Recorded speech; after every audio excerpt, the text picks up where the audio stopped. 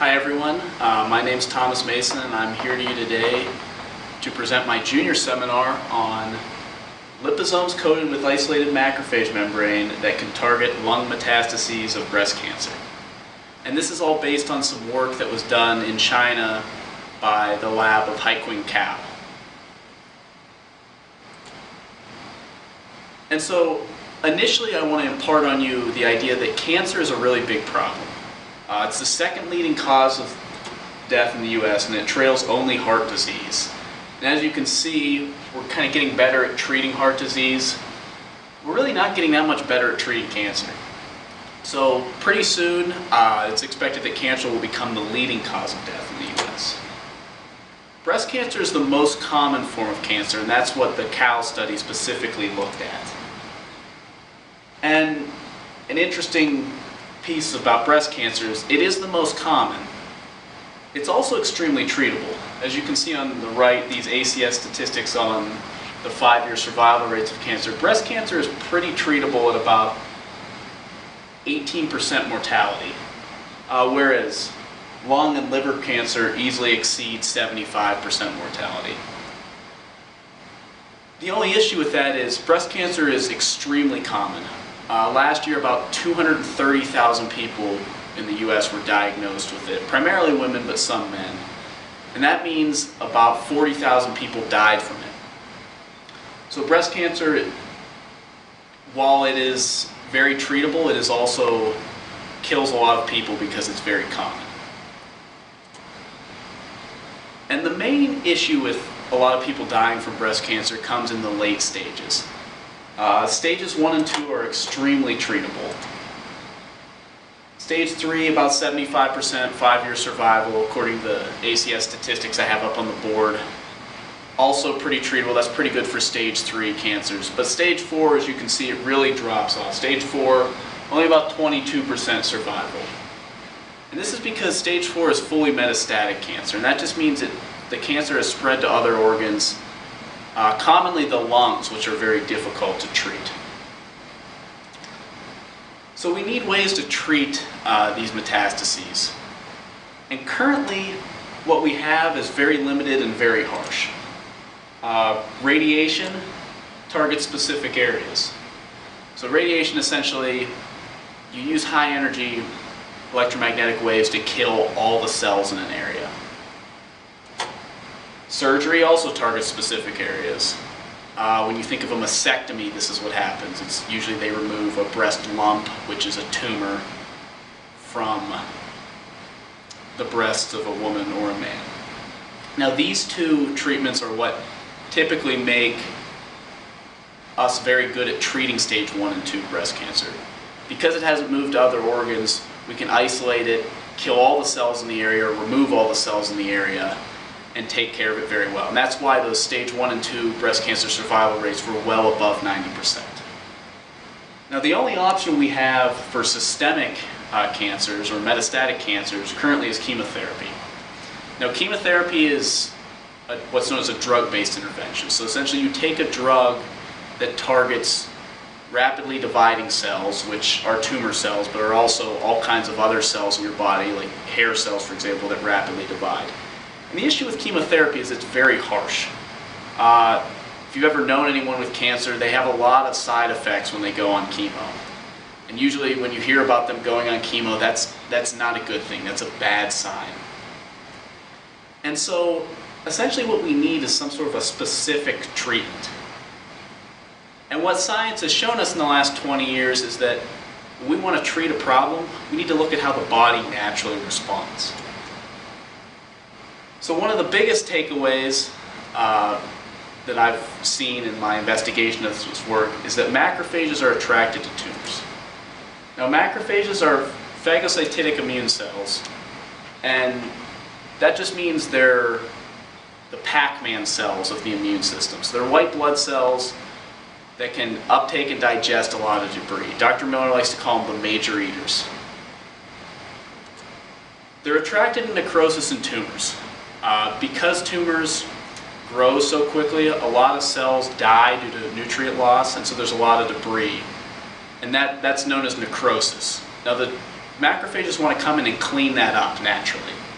So they are naturally attracted to tumors.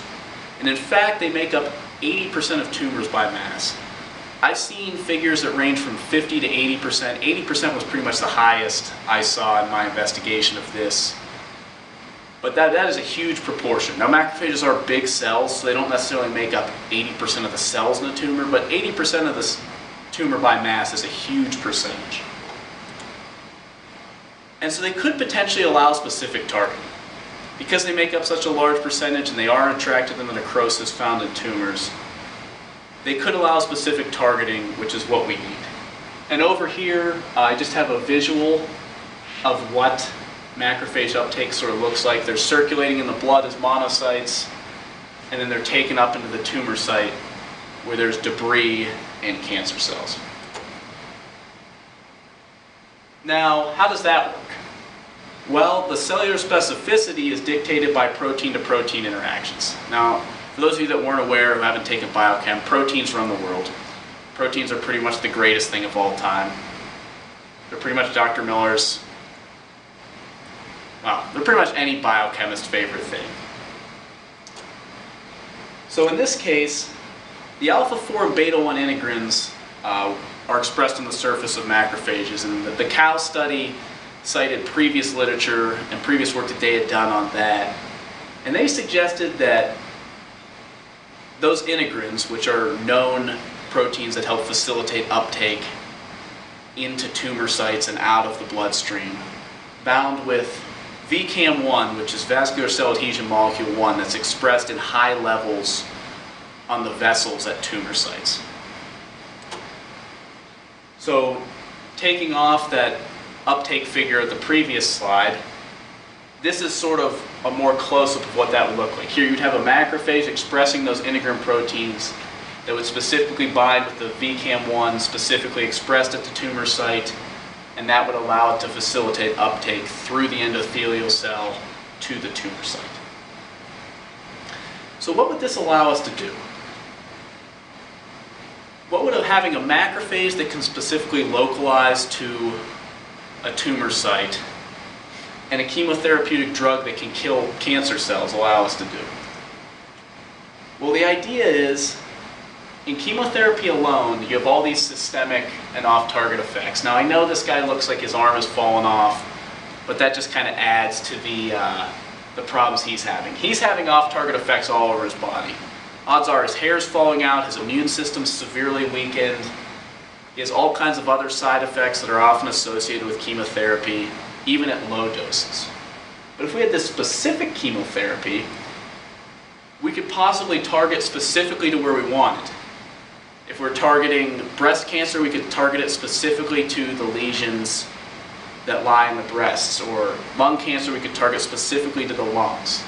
And so that's what this figure represents.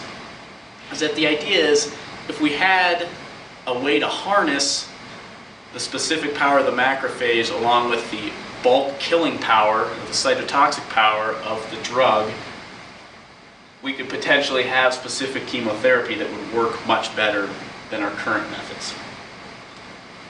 So the main hypothesis of Heikwing Cow's study was that macrophage membrane encapsulated liposomes can deliver chemotherapeutic drugs to breast cancer metastases. And here's a sort of a scheme of what that looks like. So first you load your drug into what's known as liposomes. Now liposomes are just biocompatible microspheres. So essentially they're a lipid bilayer that you can make synthetically. When you think lipid bilayer, you typically think of cell membrane, but these are a lipid bilayer of just lipids. And then you combine that with macrophage membrane that's been isolated according to established protocols that they cited in this study. And you combine the two using a technique known as extrusion that simply encapsulates the liposome, the drug-filled liposome, with the macrophage membrane to give you your MEL. And MEL is short for macrophage membrane encapsulated liposome, and I'm just going to say MEL from now on because that's much easier. The only other note I have on here is emtansine was just the chemotherapeutic drug they used. So whenever you see emtansine liposome, that just means it's the drug-filled liposome.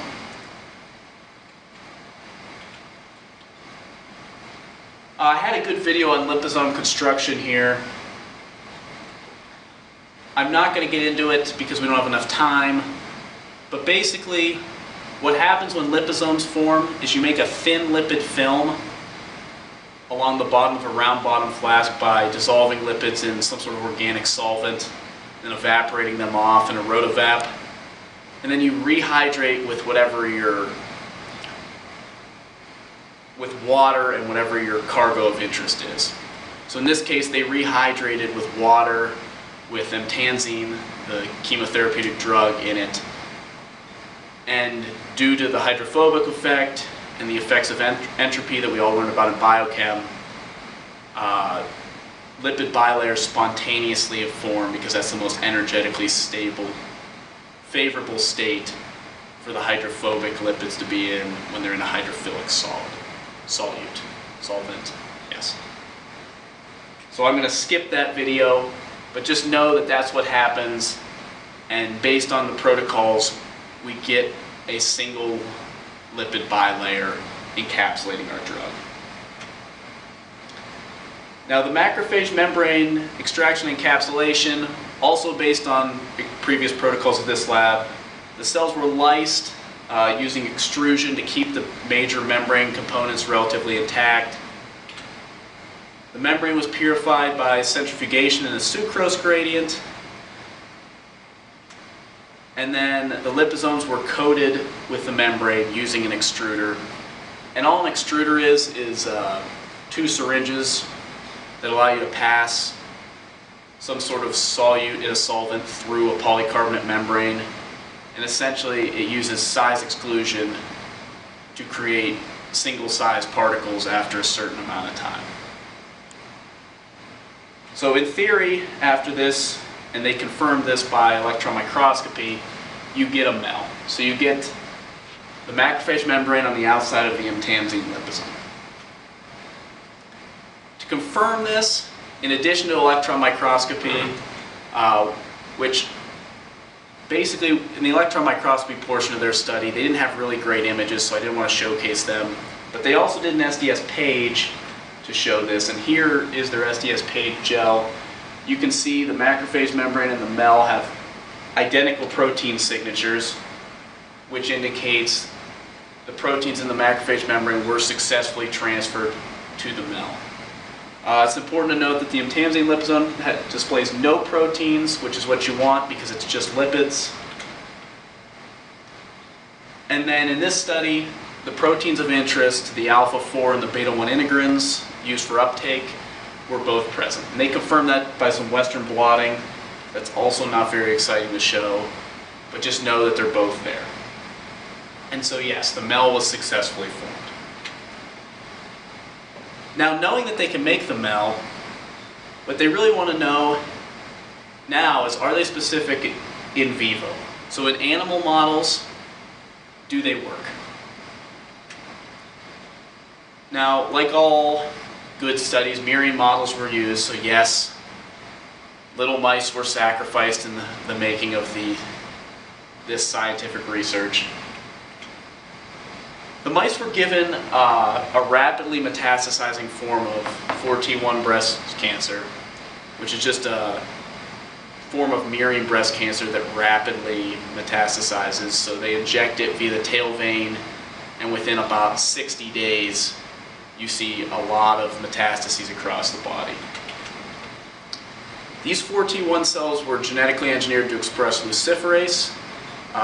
For those of you who don't know, luciferase bioluminesces, so you can use in vivo imaging systems to image cells with luciferase. So using that, they could track the cancer throughout the body. Then, to detect their emtansine liposomes, they were labeled with an indocyanine green dye, which is a fluorescent dye. Now, having luciferase expressing cancer cells, so bioluminescent cancer cells, and emtansine liposomes, which were the control, and MELs that were labeled with a fluorescent dye, they needed a system that was able to detect both of these in vivo, so inside the mouse, and that is this IVIS spectrum system that's used to interpret. And I gave a little bit about the IVIS spectrum analysis down here because it's really quite interesting. Here is the system as a whole. Basically, you put the live sample or a dead sample in this container, and there's the appropriate straps to hold them comfortably, of course. And there's all kinds of detectors and sensors in there that can detect bioluminescence and fluorescence, which was key for this because we had the bioluminescent labeled cancer cells and the treatment, which was labeled with a fluorescent dye. This particular model they used was coupled with CT to give you nice readout images, a couple of which I'm going to show you. Now, what I wondered is why we don't have one of these. And then I found out that this costs about $1.2 million, which is more than the entire budget of our department as a whole. So, probably a good reason we don't have one of these. So, to give you an idea of what this can produce, what your $1.2 million system can produce, we're going to look at these two images. Now, I have this titled Visual Representation of Specificity because here's what we can see in the MEL that we can't see in the entamazine liposome. Now, these are IVIS CT images from the apparatus I described in the previous slide. In the green, you have your luciferase labeled cancer cells, and in the red, you have your fluorescently labeled entamazine liposomes. Now, I know that seems counterintuitive, but it's just how the CT readout displayed this. So with just the entamazine liposome, you don't see a whole lot of co-localization of the treatment and the breast cancer. There's really no touching going on here. There is a lot of signal, but there's really no touching. Now over in the MEL, you can clearly see that the red, the MEL, is touching the green spot, which is the cancer cells. So that sort of perfusion into the site is what you wanted to see. That's the indication that there was specificity there. And this is also just a cool image to see what you get from your awesome in vivo imaging system. So the next question is, now that we know that they're specific, are they any good at actually doing their job and killing the cancer? And in particular, the lung metastases of 4T1 breast cancer, based on the hypothesis about the alpha-4 and beta-1 integrins binding VCAM1. So to do this, mice were given the cancer and 2 treatments. They're given the cancer at day 1, and then I believe at day 30 and day 45 they were given treatments. And finally, after about 100 days, they were sacrificed and their lungs were photographed. So after all of this tremendously expensive in vivo imaging and CT that we saw previously, they actually just used a camera to take a picture, maybe even a cell phone, to take a picture of the harvested lungs, and so they could record the number of metastatic lesions. So that was relatively easy in comparison to everything else. And what they found is that MELs are effective at fighting the lung metastases of 4T1 breast cancer. So here you can see a selected image of just the entamazine, so just the free drug treated lungs. All these little yellow circles represent an individual lesion on the lungs of the metastatic breast cancer. And on average, the simply entamazine treated mice displayed about 30 lesions when they were sacrificed. So that's sort of on par with our current treatment. That's what we do currently. The entamazine liposome did a little better, about 15 lesions. And then the MEL finally averaged 3 lesions. And actually, in this one, you had complete remission because no lesions were detected. So clearly, the MEL is a much better treatment than what we currently have, and even just the simple entamazine liposome. So as far as future research and therapeutic potential, MEL synthesis is pretty cheap and pretty easy. We need to determine more specific interactions. It appeared the specific interaction worked here, but we need to determine more specific interactions. that dictate the specificity. It's also interesting to look into the toxic dose of the MEL. Because they're more specific, odds are you could give a higher dose than the chemotherapeutic drug, which would make it better at treating breast cancer. And finally, can we treat breast cancers or just cancers as a whole with MELs holistically? So can we treat any sort of cancer that we have these specific interactions with like a single dose or multiple doses of just the MEL? And so that's the big picture question to think about. Here are my references, and I'll take any questions.